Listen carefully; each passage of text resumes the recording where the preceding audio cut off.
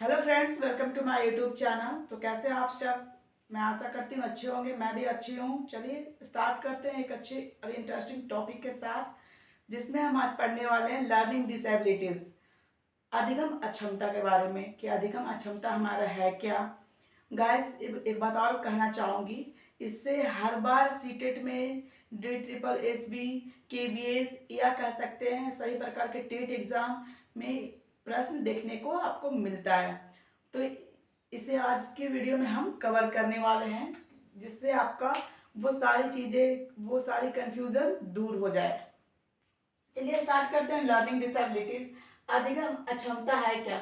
तो अधिगम अक्षमता को पहले जान लीजिए कि अधिगम अक्षमता वह है, अधिगम कहने से ही आपका है कि पढ़ने के दौरान होने वाली कठिनाइयाँ, जो लर्निंग के दौरान होने वाली दिक्कतें हैं, वही हमारी क्या अधिगम अक्षमता कहलाती है। जब हम पढ़ाई में अच्छे से अपनी रुचि ग्रो नहीं कर पाते, अपने आप को अच्छे से, अपने कौशल को डेवलप नहीं कर सकते, अपने व्यवहार को नहीं आगे बढ़ा सकते हैं, तो वो क्या है, एक हमारी डिसेबिलिटी है। हम अच्छे से पढ़ नहीं सकते, शब्दों को तोड़ तोड़ कर पढ़ते हैं, कहीं उलट पलट कर पढ़ देते हैं। तो बच्चों में क्या ये एक प्रकार की अक्षमता है। तो इसी अक्षमता को आज हम पढ़ने वाले, देखने वाले वन बाई वन। तो सबसे पहले हम देखते हैं डिसलेक्सिया। डिसलेक्सिया क्या है? तो डिसलेक्सिया एक ऐसी बीमारी है, एक ऐसी चीज है बच्चों में जो कि पढ़ने में दिक्कत आती है। डिसलेक्सिया जब होता है बच्चों को, तो इसमें बच्चे को पढ़ने में दिक्कत होगा। वो कैसे होगा? तो जैसे अक्षरों को उल्टा पढ़ेंगे, वो सो लिखा रहेगा SAW, तो उसे वॉज पढ़ेंगे। P को Q पढ़ेंगे, B को D पढ़ेंगे, 9 को 6 पढ़ेंगे, 12 को 21 पढ़ेंगे। ये आपका जब डिसलेक्सिया होगा तब बच्चे पढ़ने में दिक्कत करते हैं, इस तरीके से चीज़ों को पढ़ते हैं। जैसे आप एक चीज़ आप और नोटिस की, तारे ज़मीन पे आप देखे हो पिक्चर, फिल्म जो आप कह लो, उसमें एक ईशान अवस्थी नाम का एक बच्चा है। वो ईशान अवस्थी क्या करता है, जब भी उसे कोई चीज़ पढ़ने या लिखने को मिलता है तो वो एक अमूर्त चिंतन करने लग जाता है। मतलब अपनी कल्पना में खो जाता है सारी चीज़ों को। उसे P लिखा है तो Q दिखता है, 12 लिखा है तो 21 दिखता है, 100 लिखा है तो वॉच दिखता है। तो वो इसी तरीके की कठिनाइयों का सामना कर रहा होता है। अब बात करते हैं हम डिस्ग्राफिया की। डिस्ग्राफिया देखिए, ग्राफ करने से ही निकल कर आ रहा है कि हम ग्राफ बनाएंगे। कैसे बनाएंगे? तो सिंपल सी बात है, ड्रॉ करके बनाएंगे, लिख करके बनाएंगे। तो ये क्या, जब किसी भी चीज़ का ग्राफ बनाते हैं या कुछ भी फूल बनाते हैं या कोई भी चीज़ लिखते हैं, तो ये ग्राफिक माध्यम से ही हम करते हैं। तो जब भी डिस्ग्राफिया की बात करें तो आप समझ लेना कि बच्चों को लिखने में दिक्कत हो रही है। डिस्ग्राफिया में लिखने में दिक्कत होती है। जैसे बच्चा अच्छे से कलम पकड़ नहीं पाएगा, उसको पेन पेंसिल पकड़ने में दिक्कत होगी, अच्छे से उस प्रॉब्लम रहेगी। हमेशा उसे आप सिखाओगे इस तरीके से पकड़ना, बच्चा हमेशा इस तरीके से पकड़ लेगा। तो वो दिक्कत आप बच्चे को आती है डिस्ग्राफिया में। शब्द या वाक्यों के बीच अंतराल, उसे ये नहीं पता चलेगा कि यहाँ पर कुछ लिखे हैं तो यहाँ पे पास में ही कुछ लिखना है या फिर यहाँ लिखना है। तो वो उसके अंतराल को उसे जान नहीं पाता, अंतराल का पता नहीं लगा पाता कि कितने कितने अंतराल पे हमें चीजों को लिखना है। शब्द आकार में दिक्कत, कहीं छोटा लिखता है तो कहीं एकदम से बड़ा लिख देता है, उसे शब्दों के आकार में भी दिक्कत होगी। तो ये डिस्ग्राफिया के अंतर्गत आता है। अब बात करते हैं हम डिस्कैलकुलिया की। कैलकुलिया कहने से ही हमारा बाहर निकल कर आ रहा है कैलकुलेशन। कैलकुलेशन हम कहाँ करते हैं? तो गणित में करते हैं, मैथ में करते हैं। चीज़ों को सॉल्व करने में हम कैलकुलेशन का यूज करते हैं। आप एक पजल सॉल्व करते हो तो उस पजल को सॉल्व करने में भी हम कैलकुलेशन लगाते हैं। अपने जोड़ घटाव गुना भाग को यूज करते हैं, तो वो क्या गणित के अंतर्गत आता है। तो जब भी कैलकुलिया आए, कैलकुलेशन की बात आए, तो गणित में बच्चे को दिक्कत हो रही है, उसे जोड़ घटाव गुना भाग करने में दिक्कत हो रही है, बच्चा अच्छे से तर्क वितर्क नहीं कर पा रहा है।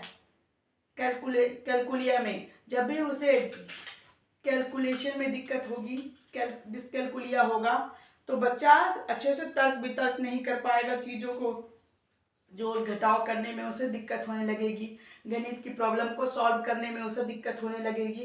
तो ये डिसकैलकुलिया के अंतर्गत आता है।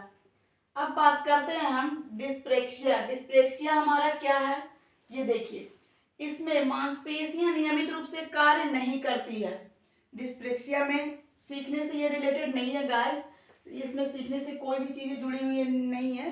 डिस्प्रेक्सिया जब बच्चे को होता है तो उसकी मांसपेशियों में दिक्कत होता है, उतार चढ़ाव होता है, दर्द रहता है, या फिर उसकी मांसपेशियां कहीं कोई अंग ज़्यादा फूल जाता है या कोई अंग ज़्यादा दुबला पतला रह जाता है, तो वो आराम से शरीर उसका कार्य नहीं कर पाता है। तो ये डिस्लेक्सिया में आता है। इसमें बच्चे का सीखना से कोई रिलेटेड नहीं है। डिस्लेक्सिया अगर है तो भी बच्चा अच्छे से सीख सकता है, ये सीखने से रिलेटेड नहीं है। ADHD ये आपको आता है, हमेशा पूछा जाता है एग्जाम में। ये चीजें यहाँ तक की जो चीजें हैं, डिस्मोर्फिया तक की चीजें, ये आपसे एग्जाम में अक्सर पूछे जाते हैं, अक्सर प्रश्न देखने को मिल जाता है। तो ADHD सबसे पहले इसका फुल फॉर्म जान लीजिए। ADHD का फुल फॉर्म भी आपसे एग्जाम में पूछते रहता है। तो ये attention deficient hyper activity disorder, इसे कहते हैं A for attention, D for deficient, H for hyper activity and D for disorder. ये कहने से ही पता चल रहा है कि बच्चा अटेंशन खो देता है, हाइपर एक्टिव हो जाता है, इस तरीके की उसमें डिसऑर्डर है, रोग है कि बच्चा हमेशा अपना अटेंशन कहीं और, आप बोलते रहोगे उस बच्चे को कोई फर्क ही नहीं पड़ता, वो अपने अटेंशन में है ही नहीं, अटेंशन उसका बनता ही नहीं। जैसे मैं पढ़ा रही हूँ, आपका अटेंशन यहाँ पे है ही नहीं, तो अटेंशन बच्चे का कभी भी एक जगह एकत्रित स्टोर, मतलब एक जगह कंसंट्रेशन के साथ वो बैठ ही नहीं सकता। तो यही है attention deficient hyper activity disorder. जब बच्चों के हो जाएगा तो वो ध्यान केंद्रित करने में समस्या होगी, उस बच्चे को ध्यान से चीज़ों को नहीं कर पाएगा। अगर आप बोलोगे कि तुम्हें ये चीज़ें लर्न करना है, तो कभी बच्चा देखते देखते कभी खिलौना पकड़ लेगा, तो कभी पेन पकड़ लेगा, कभी उसकी बुक उठा लेगा, तो कभी कभी कहीं कूदने लग जाएगा। तो ये बच्चा क्या है, ध्यान उसका एक जगह पे केंद्रित नहीं होता, वो चंचल है, उसका मन क्या है, अटेंशन है ही नहीं उसमें। कक्षा में अनुशासनहीनता होगा, वो बच्चा कभी भी कक्षा में शांत नहीं बैठता है, खुद पर नियंत्रण नहीं है उस बच्चे को, वो कितना भी डांट लो, वो उसकी चुलबुलाहट मिटने वाली नहीं है, वो अपने आप पे नियंत्रण नहीं रख पाता है। आप कुछ कहोगे करने को, वो बच्चा कुछ और करने लग जाएगा। स्थिर होना, वो कभी भी स्थिर नहीं रहता कि मैम ने बोला है मुझे यही चीज़ें करने को तो मैं यही करूँगा, ये मुझे यही चीज़ें पढ़नी है तो मैं यही पढ़ूँगा। वो उसका माइंड कभी भी शांत नहीं रहता है, वो इस चीज़ को छोड़कर कभी इस चीज़ में लग जाएगा, कभी उस चीज़ में लग जाएगा, कभी मोबाइल देखने लग जाएगा, कभी पढ़ने लग जाएगा। तो आपको खुद भी पता नहीं चलेगा ये बच्चा करना क्या चाहता है। तो इस प्रकार के डिसऑर्डर क्या कहलाती है, ADHD। अब बात करते हैं डिस्मॉर्फिया की। डिस्मॉर्फिया क्या है, तो अपने आप को दूसरों की अपेक्षा ज्यादा सुंदर बताना, ताकतवर बताना, लंबा समझना।